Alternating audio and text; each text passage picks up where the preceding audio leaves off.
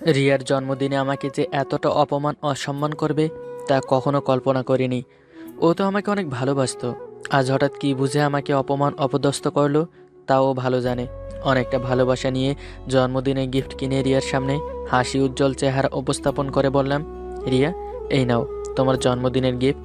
রিয়া গিফটটি হাতে না নিয়ে ফ্লোরে ছুঁড়ে ফেলে দিয়ে বলল, তুই ভাবলি কি করে যে তোর মতো একটা চরিত্রহীন লম্পটের দেওয়া উপহার আমি নিব? তোকে অনেক ভালো মনে করতাম, এর জন্যই তোকে নিজের লাইফ পার্টনার হিসেবে সিলেক্ট করেছিলাম। কিন্তু তুই যে চরিত্রহীন লম্পট তা এখন ভালোভাবেই জেনেছি। আর হ্যাঁ, 2 দিন তোকে সময় দিলাম, এই 2 দিনের মধ্যে আমাদের বাসা ছেড়ে দিবি। রিয়ার কাছ থেকে হঠাৎ সব কথাবার্তা শুনে থতমত খেয়ে বললাম, আমি চরিত্রহীন লম্পট? এসব কথা তোমাকে কে বলেছে? রিয়ার আগে আগুন হয়ে বলল, সেই কৈফিয়ত তোকে দিতে পারবো না। তবে একটা কথা মনে রাখ, তোর সঙ্গে এতদিন যে সম্পর্ক ছিল তা শেষ। জেনে শুনে চরিত্রহীন লম্পটের জীবনের সঙ্গী হওয়া তো সম্ভব নয়। এবার সম্পর্ক শেষ হওয়ার কথা শুনে আকাশ ভেঙে যেন আমার মাথার উপর পড়ল। 2 বছরের সম্পর্ক নিমিষেই ভেঙে যাচ্ছে, তাও আবার ভুল বুঝে। জানি না আমার নামে রিয়াকে কে ভুলভাল বুঝিয়েছে, কিন্তু আজ একটা ব্যাপারে কষ্ট হচ্ছে যে এতদিন রিলেশনে থাকার পরও রিয়া আমাকে চিনতে পারলো না। আনমনে ভেবে বললাম, রিয়া, তোমার কোথাও একটা ভুল হচ্ছে। আমার নামে কেউ যদি বাজে মন্তব্য করে থাকে তাহলে সেটা ভুল। প্রকৃতপক্ষে আমি কারোর সঙ্গে অসভ্যতামি কিংবা মন্দ সবার কাজ করিনি, বিশ্বাস করো।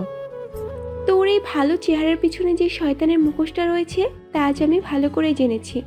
দয়া করে আমাদের বাসা ছেড়ে দূরে কোথাও চলে যা প্লিজ। ভুল একটা মন্তব্য শুনে আমাকে দূরে সরিয়ে দিচ্ছ? ঠিক আছে, আমিও দূরে সরে যাব। কটা দিন সময় দাও। রিয়াকে এ বলে রুমে এসে পড়লাম এবং আমার সমস্ত ব্যবহৃত দ্রব্য ব্যাগে গুছিয়ে নিলাম। আমি রনি হাসান, এবার অনার্স 2য় বর্ষে পড়ি। বাবা আছে, মা বেঁচে নেই। মা না থাকায় আমার লাইফটা একেবারে ছন্নছাড়া হয়েছে। মায়ের মৃত্যুর পর বাবা আরেকটা বিয়ে করেন। তখন থেকেই পরিবারের আমাকে অশান্তি লেগেই থাকতো। বাড়িতে কদিন পর ওই আমাকে নিয়ে ঝগড়া বিবাদ ওই মহিলা বাঁধিয়ে দিত। যদিও এসব ঝামেলা এড়িয়ে চলার চেষ্টা করতাম, তারপরেও ওই মহিলা বাবার কাছে মিথ্যা কথা বলে আমাকে পচাতো। বাবা ওই মহিলার কথাগুলো প্রাধান্য দিয়ে আমার ওপর ঝাড়ি দিত। বাবার সঙ্গে 1-2 কথায় কথা কাটাকাটি করে বাবা বলে, তোর 2 চোখ যেদিকে যায় সেদিকে তুই চলে যা এবং আমাকে একটু শান্তির মতো থাকতে দে। সেদিন বাবার এই কথাটি শুনে তাদের বাসায় আর এক মুহূর্ত থাকিনি। রাগান্বিত হয়ে ঢাকায় চলে আসি এবং নিজের কর্ম করে পড়াশোনা এবং নিজের ভরণ পোষণে নিয়োজিত হয়ে যাই। আর রিয়ার সঙ্গে পরিচিত হই তাদের বাসায় ভাড়াটে হয়ে। রিয়াদের বাসায় আছি আজ প্রায় 2 বছর হয়ে গেল। এর মধ্যে রিয়ার সঙ্গে রিলেশনটা কিভাবে যে হয়ে গেল তা আমি নিজেও জানি না। রিয়া আমাকে অনেক টেক কেয়ার করতো, ওর যত্নশীল আচরণে আমি মুগ্ধ। কিন্তু আজ হঠাৎ আমার সঙ্গে মিসবিহেভ করবে তা আমি কখনোই কল্পনা করিনি। খুব কষ্ট হচ্ছে। ও ভুল বুঝে রিলেশনটা অতি সহজেই ভেঙে ফেললো। ওর ভুলটা একদিন না একদিন ভাঙবে, তখন হয়তো আবার রিলেশনে জড়াতে বলবে। আফসোস, তখন আমি আর ফিরবো না। আনমনে এসব ভেবে বাইরে বাসা খোঁজার সন্ধানে বেরিয়ে গেলাম। সারাদিন অনেক বাড়িওয়ালাদের সঙ্গে কথা বলেছি, তাদের একটাই সমস্যা, সিঙ্গেল কাউকে বাসা ভাড়া দিবে না। নিরাশ হয়ে রিয়াদের বাসায় ফিরতে হলো। সন্ধ্যার সময় ছাদে গিয়ে আকাশের দিকে তাকিয়ে ভাবছি, রিয়া হঠাৎ আমাকে চরিত্রহীন লম্পট ডাকলো কেন? আমি তো কখনো খারাপ কাজে লিপ্ত হইনি। ও তাহলে কিভাবে আমাকে এসব ডাকলো? আমাকে এসব জানতে হবে। আনমনে ভেবে যাচ্ছি, হঠাৎ কারো পায়ে হাঁটা শব্দ পেয়ে পিছনে তাকাতেই লক্ষ্য করলাম রিয়া আমার দিকে ঘৃণা দৃষ্টিতে তাকিয়ে ছাদের এক কিনারায় গিয়ে দাঁড়িয়ে ফোনে কি জানি ঘাঁটতে লাগলো। কিছুক্ষণ নীরবতা থাকার পর আমি আগ বাড়িয়ে বললাম, আমি জানি না কে তোমাকে আমার নামে ভুলভাল কথা শুনিয়েছে আর সে কথাগুলো প্রাধান্য দিয়ে আমার সঙ্গে মিসবিহেভ করছো। তবে আজ একটা কথা ভেবে কষ্ট হচ্ছে, যে আমাকে ভালো বুঝতো, টেক কেয়ার করতো, সে আজ অন্যজনের বলা মিথ্যা কথা শুনে আমাকে অবিশ্বাস করছে। আচ্ছা, যা হোক, তুমি আমার নামে শুনেছো, এখন তো বলো। রিয়া অন্যদিকে তাকিয়ে বলল, তুই নিজে কি করেছিস সেটা তুই ভালো করেই জানিস, আর আমার সামনে এত ভালো সাজার অভিনয় করবি না, চরিত্রহীন কোথাকার। নিশ্চুপ। আর ভালোই ভালোই আমাদের বাসা ছেড়ে চলে যাবি, তোর মতো চরিত্রহীন লম্পটের এখানে বাসা ভাড়া হবে না। আমি চলে গেলে তোমার খারাপ লাগবে না? একটুও লাগবে না, তুই এখান থেকে গেলেই আমি স্বস্তি পাবো। ঠিক আছে, আমি চলেই যাব। ভুল তো তোমার একদিন ভাঙবেই। আফসোস, সেদিন আমাকে হাজারবার চোখের জল ফেলে ডাকলেও তোমার ডাকে সাড়া দিব না, কথাটি মনে রেখো। এ বলে রিয়াকে ছাদে রেখে রুমে চলে আসি। এতদিন রিয়ার জন্যই এ বাসায় থেকেছি। আজ রিয়াই যখন এখান থেকে চলে যেতে বলছে তো এখানে বেয়াদবের মতো থাকা আমার পক্ষে সম্ভব না। তাছাড়া এখানে তো এমনি এমনি থাকি না, টাকা দিয়ে ওই থাকতেই হবে। টাকা ফেললে থাকার জায়গার অভাব হবে না। আনমনে রাতে এসব ভাবতেই হঠাৎ নিলয় তানভীরের কথা মনে পড়ে গেল। ওদের কাছে গেলে নিশ্চিত একটা বাসার সন্ধান বের করে দিতে পারবে। রাতে এসব ভেবে কোনো মতে রাতটা পার করলাম। সকালে ঘুম থেকে উঠে ফ্রেশ হয়ে ব্যাগটা কাঁধে রেখে রিয়ার বাবা মার সামনে গিয়ে দাঁড়ালাম। চলতি মাসে এবং আগের মাসের বাসা ভাড়ার টাকাগুলো রিয়ার বাবার হাতে দিয়ে বললাম, আঙ্কেল, আপনাদের এখানে 2 বছর থেকেছি। যদি ভুল ত্রুটি হয়ে থাকে তাহলে নিজ ছেলে হিসেবে মাফ করে দিয়েন। আন্টি, আমার জন্য দোয়া করিলেন। আপনাদের এখানে হয়তো আর আমার আশা হবে না, এর জন্য দোয়া আগেই চেয়ে নিলাম। ভালো থাকবেন। এ বলে গুটি গুটি পায়ে রিয়াদের বাসা থেকে বাইরে চলে আসলাম। যেই রিক্সা ডাকতে যাব, হঠাৎ রিয়ার ছোট বোন হৃদিতার সঙ্গে দেখা। সাত সকালে আমার কাঁধে ব্যাগ দেখে আগ্রহ নিয়ে বলল, ভাইয়া, আপনি সাত সকালে কোথায় ঘুরতে যাচ্ছেন? না। তাহলে কোথায় যাচ্ছেন? কোথায় যাচ্ছি তা এখনো ভাবিনি, তবে তোমাদের বাসা ছেড়ে চলে যাচ্ছি। হয়তো আর তোমাদের সঙ্গে দেখা হবে না। ভাইয়া, আপনি যাবেন না প্লিজ। এখানে শুধুমাত্র তোমার আপুর ভালোবাসা আর টেক কেয়ারগুলো পাওয়ার জন্য এখানে থেকেছি। মনের কোণে অনেক স্বপ্নও সাজিয়ে নিয়েছিলাম, কিন্তু তা বাস্তবায়ন হওয়ার আগেই সব ভেঙে গেল। তবে একটা বিষয় আমার অনেক খারাপ লাগা কাজ করছে। আমি চলে আসার সময় আঙ্কেল আন্টি তারা একটি কথাও বলল না। ওনারাও তো আমাকে নিজের ছেলের মতো ভালোবাসতো, কিন্তু কেউ একজন আমার নামে বাজে মন্তব্য করায় আমার উপর ভালোবাসাটা মনে হয় উঠে গেছে। মানে আপনার নামে আমি বাজে কথাটা আপুকে বলছি। আপু যে আব্বু আম্মুকে এত জলদি জানিয়ে দিবে তা ভাবিনি। রিদি তার কথা শোনার জন্য আমি মোটেও প্রস্তুত ছিলাম না, কেননা তার সঙ্গে আমার ব্যক্তিগত কোনো শত্রুতা নেই। যে আমার নামে মিথ্যা অপবাদ দিবে, আমাকে পচাবে। হৃদিতাকে সবসময় আপন ছোট বোনই ভাবতাম। হৃদিতাও আমাকে সবসময় ভাইয়া ভাইয়া বলে সম্বোধন করত। এরকম ভালো সম্পর্ক থাকার পরেও আমার নামে বাজে মন্তব্য করা কোনোভাবেই মেনে নেওয়া সম্ভব না। চেহারায় কিছুটা রাগী ভাব নিয়ে বললাম, আমার নামে তোমার আপুর কাছে কী বাজে মন্তব্য করেছো, আর সেটা কেন করেছো বলো আমায়? রীতিতা ভয় পেয়ে বলল, ভাইয়া, আমি যে কথা এখন বলতে যাচ্ছি তা শুনলে আপনি রাগান্বিত হয়ে থাপ্পড় মারতে পারেন। থাপ্পড় মারবো না, তুমি বলো। প্রমিস? প্রমিস। মানে আপনাকে আমি অনেক পছন্দ করতাম, ইভেন এখনো করি, কিন্তু আপুর জন্য কোনো কিছু বলার মতন সাহস আমার নেই। একদিকে আপুও আপনাকে অনেক ভালোবাসতো, এর মাঝে আপনি আমারও ভালো লাগার কারণ হয়েছিলেন।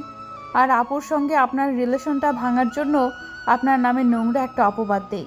আপুও আমার কাছ থেকে কথাগুলো শুনে অন্ধের মতো বিশ্বাস করে ফেলে এবং আপনার সঙ্গে সম্পর্কও শেষ করে। রাতে যখন আপুকে কান্না করতে দেখলাম, তখন বুঝতে পারলাম যে আমি কত বড় একটা ভুল করেছি। বিবেকের কাছে বারবার নিজের কুধারণার জন্য অপমানিত এবং অনুশোচনায় ভুগেছি, এবং রাতেই আমি সিদ্ধান্ত নিয়েছি যে সকাল হলেই আপুকে সব সত্য কথা বলে আপনার আর আপুর কাছ থেকে ক্ষমা চেয়ে নিব।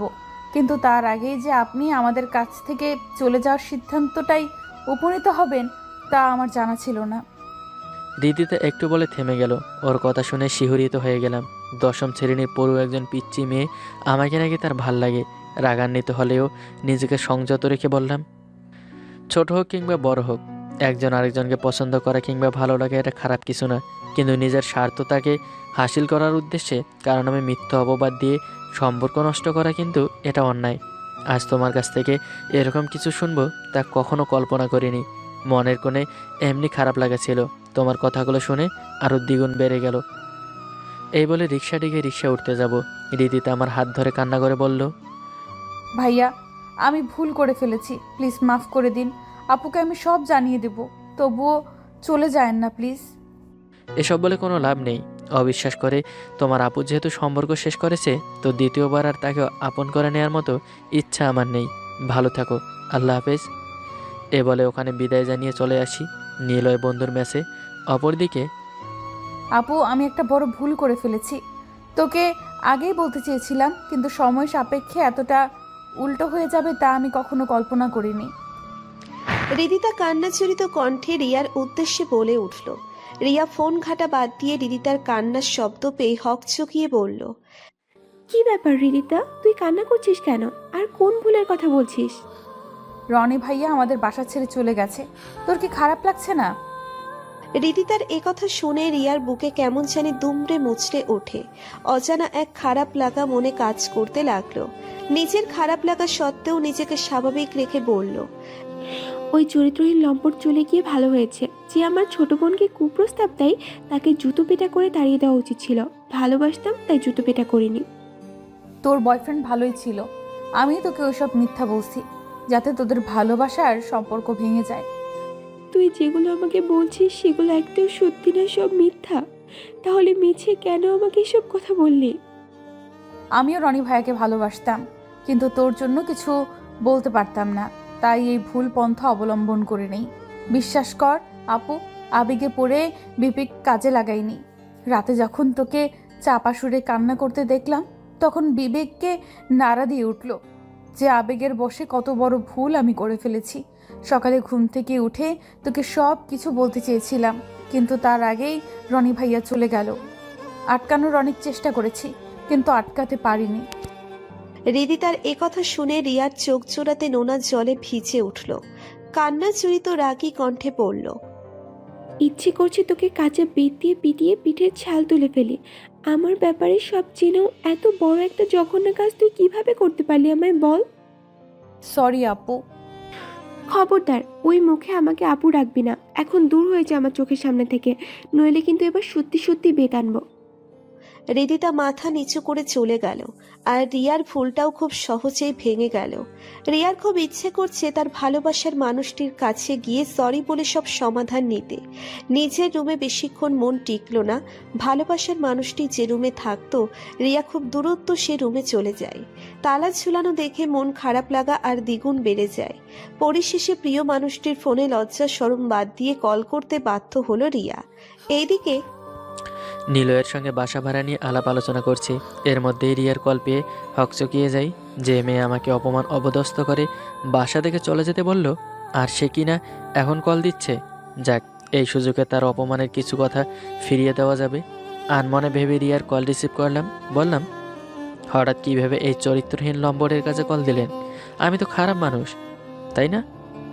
সরি, আমার আসলে বোঝার ভুল ছিল। রিদিতা আমাকে যেভাবে তোমার নামে মিথ্যাটা সাজিয়ে বলেছে তা বিশ্বাস করা ছাড়া আমার কোনো উপায় ছিল না। আমাকে মাফ করে দাও প্লিজ। রিয়ার এরকম সহজ কথাগুলো শুনে রাগটা কেন জানি তীব্র গতিতে বেড়ে গেল। নিজেকে বেশ সংযত রেখে বললাম, আচ্ছা ঠিক আছে, মাফ করে দিলাম। আর কিছু বলার আছে? এখন কোথায় আছো? জাহান্নামে। এমন করে বলছো কেন? তো কিভাবে বলবো? ও, বুঝতে পেরেছি, তুমি আমার উপর রেগে আছো। এটাই স্বাভাবিক। আমিও তো ভুল বুঝে অনেক কিছু তোমাকে বলেছি। যাই হোক, তুমি এখন বাসায় ফিরে এসো। এমনভাবে ফিরে আসতে বলছো আমি যেন তোমার বাসার চাকর। শোনো রিয়া, তোমাদের বাসায় এমনি এমনি থাকিনি, মাস শেষে টাকা দিয়েই থেকেছি। আর হ্যাঁ, আমাকে দেখে কি নির্লজ্জ আত্মসম্মানহীন মনে হয় যে এতটা অপমান অসম্মান হওয়ার পরেও ওই বাসায় আবার থাকতে যাব? অসম্ভব, কখনোই না।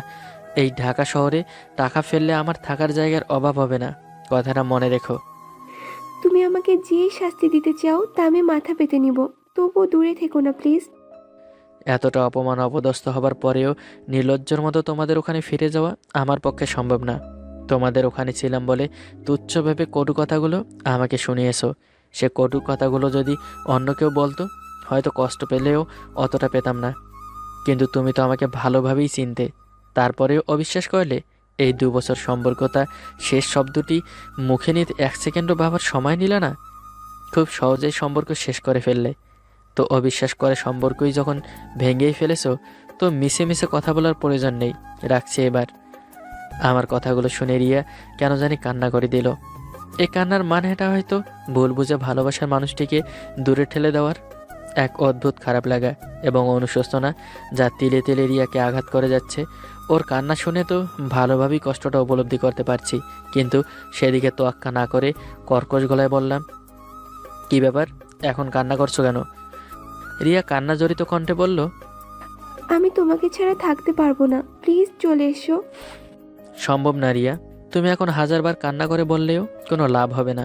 সম্পর্ক একবার ভেঙেছে তো দ্বিতীয়বার জোড়া লাগানোর কোনো অপশন আমার কাছে নেই। আমি আর কি করতাম বলো? রিদিতা তোমার নামে যে নোংরা কথাটা আমাকে বলেছে তা মুখে আনতেও লজ্জা লাগছে। এছাড়া রিলেশনের মাঝে ভুল বোঝাবুঝি তো হয়েই থাকে, তাই বলে কি সম্পর্ক শেষ করে দিতে হবে? সম্পর্ক তুমি নিজেই ভেঙেছো, এখন উল্টো কথা আমাকে বলছো। অদ্ভুত তুমি। এবারের মতো মাফ করে দাও, আর কখনো তোমাকে অবিশ্বাস কিংবা ভুল বুঝবো না। প্লিজ চলে এসো। আমার মতো চরিত্রহীন লম্বর ছেলেকে ভালোবাসার চেয়ে কোনো এক ভালো ছেলে দেখে তার সঙ্গে রিলেশনে জড়িয়ে যাও। আর হ্যাঁ, নেক্সট টাইম আমার সঙ্গে যোগাযোগ করার চেষ্টা করবা না। এ বলে ফোন কেটে দিলাম। পরক্ষণে রিয়া আবারও কল দিল, কিন্তু রিসিভ করার বিন্দুমাত্র আগ্রহ বা ইচ্ছা নেই বললেই চলে। অবহেলায় কল কেটে দিলাম। রিয়ার কাছে জলদি যে ভুলগুলো রিদিতা তুলে ধরবে তা কখনোই কল্পনা করিনি। আনমনে ভেবে নিলয়ের সঙ্গে আবার গল্প স্বল্প করায় মনোযোগ হয়ে গেলাম। 2 দিন নিলয়ের মেসে থেকে তারপর পাশে আরেক মেসে শিফট হয়ে যাই। 2-3 দিন রুমমেটের সঙ্গে ভালো একটা বন্ধুত্ব হয়ে যায়। ব্যাস, আগের মতো আবার নিত্যকার দিনে কাজকর্মে লেগে যাই। ঘুম থেকে উঠে ফ্রেশ হয়ে খাবার খেয়ে রেস্টুরেন্টে চলে যাই। আবার সন্ধ্যার সময় মেসে চলে আসি। ফ্রেশ হয়ে আবার একটা বন্ধুদের সঙ্গে আড্ডা দেই। আপনারা হয়তো ভাবছেন রেস্টুরেন্টে আবার কেন যাই, তাই তো, সেটা আমার পার্ট টাইম জব। মাস শেষে 13 থেকে 14,000 টাকা ওখান থেকেই আসে। তা দিয়ে পড়ালেখা, বাসা ভাড়া আর নিজের খরচ বহন করছি। 3 বছর ধরে প্রায় নিজের বাসা ছেড়ে ছন্নছাড়া এতিমদের মতো ঢাকায় পড়ে আসি। বাসা থেকে আমি চলে আসার পর বাবা হয়তো আমাকে অনেক খুঁজেছে, কিন্তু পাইনি। যা হোক, এবার গল্পে আসি। এভাবেই 1 সপ্তাহ চলে গেল। এর মাঝে রিয়ার অজস্র কল মেসেজ পেয়েও রিপ্লাই দিলাম না। ওর প্রতি আমার কেমন জানি একটা রাগ হতো। ভাবতাম অবিশ্বাস করে যখন সম্পর্ক ভেঙেই ফেলেছে, সুতরাং আপন করে নেবার প্রশ্নই আসে না। এরকম ভেবে ওর দেওয়া কল মেসেজে রিপ্লাই দেয়নি। তবে ওর মেসেজগুলো প্রতিনিয়ত দেখতাম, অনেক আবেগপ্রবণিত এবং অনুশোচনায় দিয়ে ওর সব মেসেজ এক নজরে দেখতাম। আর আনমনে মুখে একটা শুকনো হাসি ফুটে উঠত। এছাড়া আমি নিজেও জানি যে রিয়া আমাকে কতটুকু ভালোবাসে। হয়তো রিদিতের কাছ থেকে সত্যটা জানতে পেরে আমাকে খুব মিস করছে। ইভেন আমার সঙ্গে কথা বলার আগ্রহটাও ওর অনেক বেড়ে গেছে। আফসোস, এখন যতই কান্নাকাটি করে চোখের জল ফেলুক না কেন, দ্বিতীয়বার আর ভালোবাসবো না, সামনেও যাব না। 10টা দিন এভাবে কেটে যাওয়ার পর হঠাৎ শপিং মলে রিয়ার সঙ্গে দেখা হয়ে গেল। রিয়া আমাকে দেখা মাত্রই সঙ্গে সঙ্গে আমার কাছে চলে আসলো এবং চোখের কোণে অশ্রুকণা জমিয়ে আহত কণ্ঠে বলল, তুমি আমার কল মেসেজের রিপ্লাই দিচ্ছ না কেন? রিয়ার অধিক আগ্রহ প্রশ্ন না শোনার ভান করে মুখ ফিরিয়ে চলে আসতে যাব, এমন সময় সামনে দাঁড়িয়ে এবার চোখের জল দিয়ে বলল, প্লিজ মুখ ফিরিয়ে থেকো না, একটা সুযোগ অন্তত আমাকে দাও। তবু আমাকে এভাবে ছেড়ে চলে যেও না প্লিজ। রাগ এবং বিরক্তিকর একটা ভাব নিয়ে বললাম, সামনে থেকে সরে যাও, আমার এসব নাটক একদম পছন্দ না। সরো বলছি। না, সরবো না। দেখো রিয়া, তুমি যদি ভেবে থাকো তোমার চোখের জল দেখে আমি গলে যাব কিংবা অপমান অপদস্থের কথাগুলো ভুলে পুনরায় ভালোবাসবো, তা তোমার ভুল ধারণা। আর আমার মন থেকে যদি কেউ একবার বের হয়ে যায়, তাকে দ্বিতীয়বারের মতো আপন করি না, এটা তুমি ভালো করেই জানো। রিয়া আমার দিকে ছলছল দৃষ্টিতে তাকিয়ে বলল, রিলেশনের মাঝে কি ভুল বোঝাবুঝি হয় না? ভুল বোঝাবুঝি হয়, কিন্তু তুমি আমাকে জনসম্মুখে চরিত্রহীন লম্পট বলে ছোট করেছ। যা হোক, এখন এসব বলে লাভ নেই। আমি আমার রাস্তায়, তুমি তোমার রাস্তায়, দুজনের এখন পথ চলা এখন ভিন্ন। আমার প্রথম ভালোবাসা তুমি, তোমাকে ছাড়া আমি থাকতে পারবো না। প্রয়োজনে আমার উপর তোমার যত রাগ ক্রোধ আছে মেটাতে পারো, তবু আমায় ফিরিয়ে দিও না প্লিজ। রিয়া, তোমাকে আগেই বলেছিলাম, রিলেশন একবার ভেঙে গেলে দ্বিতীয়বার তুমি যতই কান্না করে আমায় ডাকো না কেন, আমি সাড়া দেব না। আজ তার প্রমাণ পেলে তো। মানছি রিদিতা, আমার নামে তোমাকে ভুলভাল বুঝিয়েছে। তুমি আমার কাছে এসে অন্ততপক্ষে সব কিছু জিজ্ঞেস করতে পারতে, তা না করে উল্টো রাগ দেখিয়ে আমাকে অপমান করে বাসা থেকে চলে যেতে বললে। 2 বছরের সম্পর্ক ভেঙে ফেলতে এক সেকেন্ডও ভাবলা না। ব্রেকআপ যখন করলে তখন কতটা আঘাত আমি পেয়েছি তা তোমার ধারণা নেই। যদি আমার কষ্ট উপলব্ধি করার ক্ষমতা তোমার থাকতো, তাহলে এত সহজে সম্পর্ক ভাঙতো না। ও, তার মানে আমার কোনো মাফ নেই, তাই না? রিয়া এ বলে নিজের অস্ত্রগণ্যা হাতের উল্টো পাশ দিয়ে মুছে নিল। চোখ জোড়াতে ইতিমধ্যে লাল বর্ণ ধারণ করেছে। ওর কান্না জড়িত মলিন চেহারা দেখে আমারও কেমন জানি খারাপ লাগছে, কিন্তু তা রিয়ার সামনে প্রকাশ করছি না। এর মধ্যে রিয়াকে ডাকতে তার মা আসলো। আমাকে দেখে খানিকটা আনন্দিত হয়ে বলল, বাবা, তুমি এতদিন কোথায় ছিলে? হ্যাঁ, তুমি চলে আসার পর বাসা কেমন জানি শান্ত হয়েছে। রিয়া তো তোমার কথা ভেবে শুধু কান্নাই করে। হো তাই?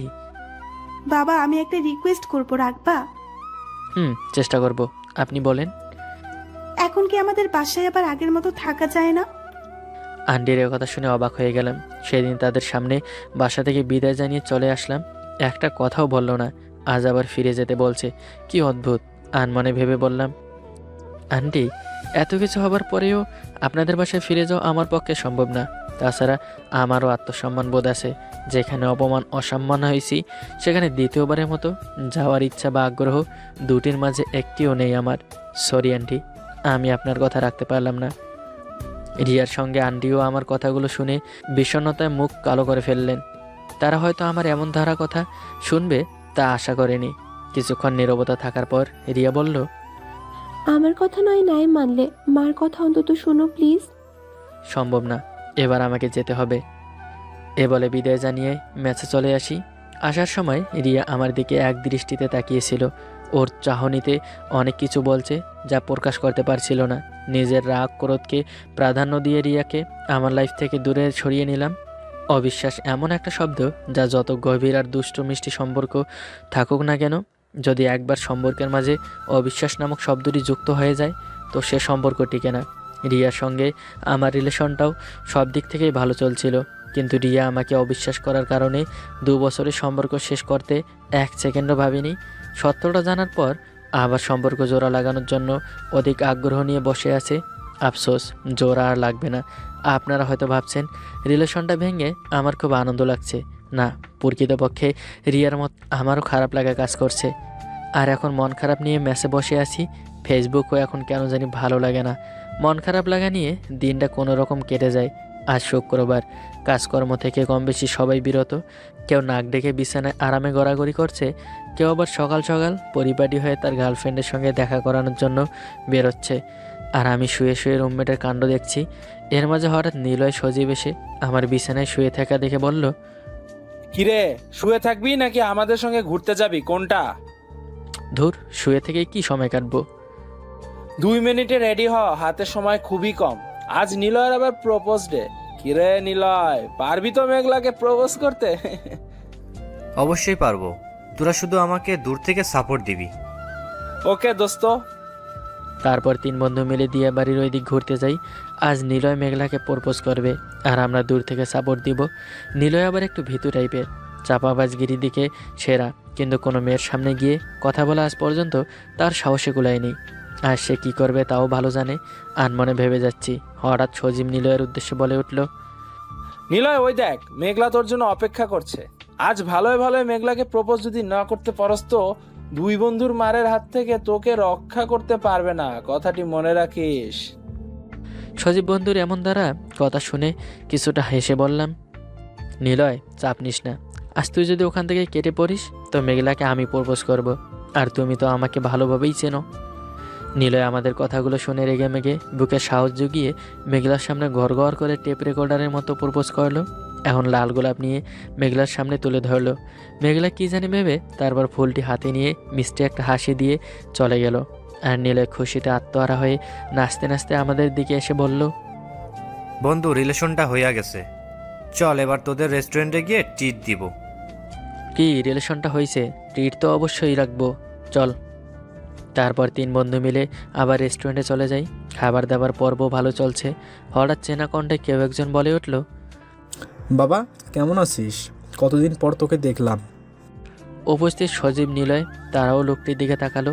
আর আমি খাবার খাওয়া বাদ দিয়ে লোকটির দিকে তাকাতেই চোখ যেন কপালে উঠে গেল। কেননা ওই লোকটা অন্য আর কেউ নয়, আমার জন্মদাতা পিতা। তার সঙ্গে রাগ করে 3 বছর আগে বাড়ি ছেড়ে ঢাকায় চলে এসেছি। আজ 3 বছর পর বাবাকে দেখে অল্প সময়ে চোখ জোড়াতে অশ্রুকণা এসে ভিড় করলো। নিজেকে বেশ সংযত রেখে বললাম, বাবা কেমন আছো? বাবা নিজের অশ্রুকণা 2 হাতে আড়ালে করে কান্না জড়িত কণ্ঠে বলল, বাবার ওপর এত রাগ করে কেমনি এতদিন থাকতে পারলি তুই? হ্যাঁ, একটু আমার কথা মনে পড়লো না? সরি বাবা, আমি আসলে তোমাদের মাঝে অশান্তির কারণ হতে চাইনি, এর জন্য নিজেকে দূরে সরিয়ে নিয়েছি। বাবার কাছে ছেলে কখনো অশান্তির কারণ হয় না। সেদিন রাগের মাথায় কথাটা তোকে বলেছিলাম, ভাবিনি আমার কথাগুলো তোর মনে এতটা আঘাত করবে। 3 বছর ধরে তোকে কত জায়গায় খুঁজেছি, কোথাও তোর সন্ধান পাইনি।